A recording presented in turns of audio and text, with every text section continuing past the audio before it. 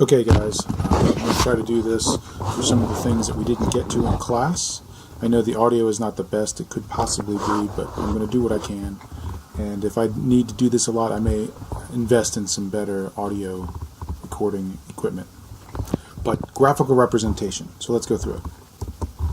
So most graphs go on a Cartesian coordinate, that's the XY coordinate system. It's what you're probably used to seeing, where the X is the horizontal and the Y is the vertical.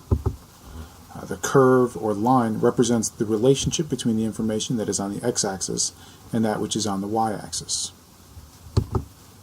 The equation of the curve or the line predicts the relationship between the information graphed on the x-axis and on the y-axis. So in physics, we often can measure a distance over a time and experimentally, and then we would plot those dots on a graph where the x is the time and the y is the displacement, and then we try to trace an average line through there, and then depending upon what we have, we'll either, if it's a line, a straight line, we can figure out what the equation is, and that can give us some information. So if we do displacement versus time, which is the first thing we would do, we have our distance is typically put on the y-axis. Time is almost always put on the x-axis. Typically when you're doing these things, time always goes on the x-axis. So a flat line with no slope means that the position is unchanged over time.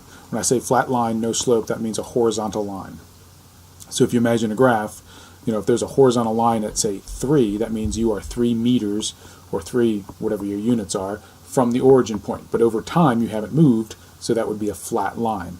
A sloped line in any way means that you move either moving forward or backwards from that flat position. So there we go. A sloped line represents a change in position over time, or that the object has some velocity. So here's a sample equation. So you notice distance in meters, and assuming that you knew the direction, that would therefore then be a displacement, and time is on the on the x-axis there, or on the horizontal.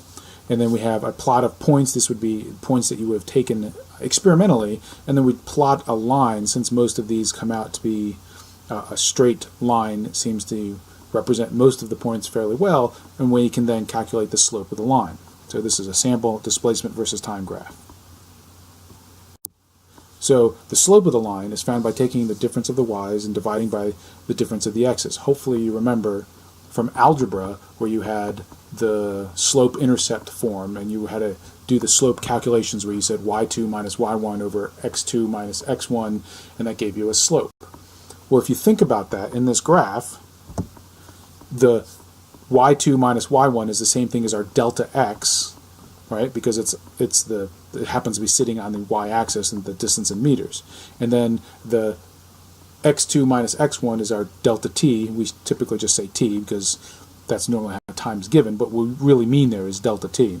That is, by definition, an average velocity. So if you were taking a velocity from seconds 4 to 8, you're looking for an average velocity from seconds 4 to 8, you would take the position at 8 minus the position at 4, and then from 8 minus 4 is 4, you would then have that difference in the position, delta x, over the time, and then that would give you an average velocity.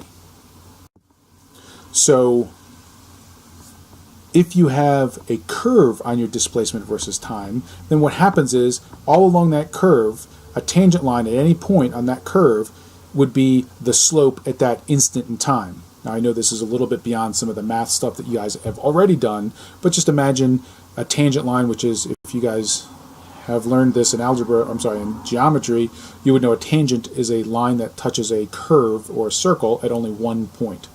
So along this, just understand that along this curved line, at any instant in time, you have a tangent line which would be a slope. That would be the instantaneous velocity at that point. But we know that there is a change in your velocity because the slope itself for any instant changes. A straight line with slope shows velocity. A curved line shows a change in that velocity. And so with displacement versus time, a curving line will then give us, will tell us, since the velocity is changing, we have acceleration. So I just said that. So the slope at some point along the curve still represents velocity. That would be, and you would use calculus. You would take the integral of the formula of whatever that curve is. And the curves can get very ugly. And if you have a change, a variable acceleration, if you're driving a car down the road, you're not always accelerating at the same point. You put your foot down on the gas. Sometimes you hit the brakes. Your acceleration is sometimes positive and sometimes negative. And that would represent by curves that are changing, going up and down. And if you were to plot all that out, you'd have this big ugly curve. You could calculate, using calculus, you could figure out a matching equation for that curve, and then you would use calculus to determine, really the first order integral off of that with respect to time, and then you would have the velocity at some particular instant in time. We are not going to get into calculus. Just know that this rabbit hole in physics goes way deep, but we're going to simplify everything and talk about constant acceleration probably when I get to the next PowerPoint. So the next thing we often graph is the velocity versus time. So a point on this graph of a velocity versus time represents no motion. So if you have any kind of a line, then you have velocity, you have motion, you're moving. But if you're not moving, you can only get a point. A flat line would represent velocity. So if velocity is on the y-axis and time is on the x-axis, and you had, on the y-axis your units are in meters per second, and you were at the 3, the entire constant line, so you had no slope, just a flat horizontal line, that would be 3 meters per second constantly. So a straight line with slope then represents your acceleration, because now your velocity is changing over time. That's the definition of acceleration. So here's what a constant acceleration would look like. So you have a velocity that's changing constantly over time.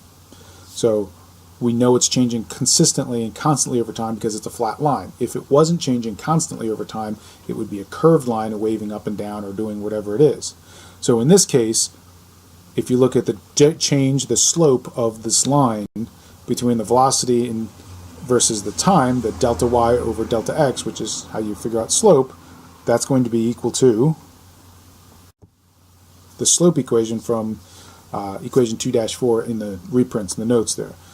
So that's average acceleration equals delta v over t. Again, just like we did with the slope and the distance over time, that was velocity. Now we have the slope of the velocity versus time graph. That gives us acceleration. So once you get to a curved line, whether it's just a simple parabolic curve or if it's got lots of waves up and down, it gets more complicated. As soon as it gets more complicated like that, calculus is required. It's beyond the scope of this class, but just to let you know, it's there. So a flat slope is the acceleration. A slope at any point is the acceleration at that point. So if you have a curvy line, if you take the tangent line. Now, if you did this literally on graph paper, where you put the dots of your, say of your data points out, and you traced out a line, and then you take a ruler and you figure out what the tangent line is and draw a line that would touch that curve at a single point, then at that point, that's what the acceleration would be at that instant in time. Of course, with a curvy line and a velocity versus time graph, that's going to be a changing acceleration. Changing acceleration is beyond the scope of this class. The area under the curve represents the total displacement during the range of the time that the area is taken over. So if you took 2 points, 2 time points, and draw lines up to the curve and figure out what the whole area is. Now, if it's a straight line, that's not hard to do. You kind of cut it into pieces, and you say this is a square and this is a triangle, and 1/2 base times the height for the area of triangle and base times height for the area of a square. You can actually calculate the displacement off the graph, and again, that's the second order integral that you would take in order to figure that out using calculus, but obviously beyond the scope of this class. It's just neat to know, if you take the velocity versus time graph, the area gives you displacement from the range of time that you wanted to do.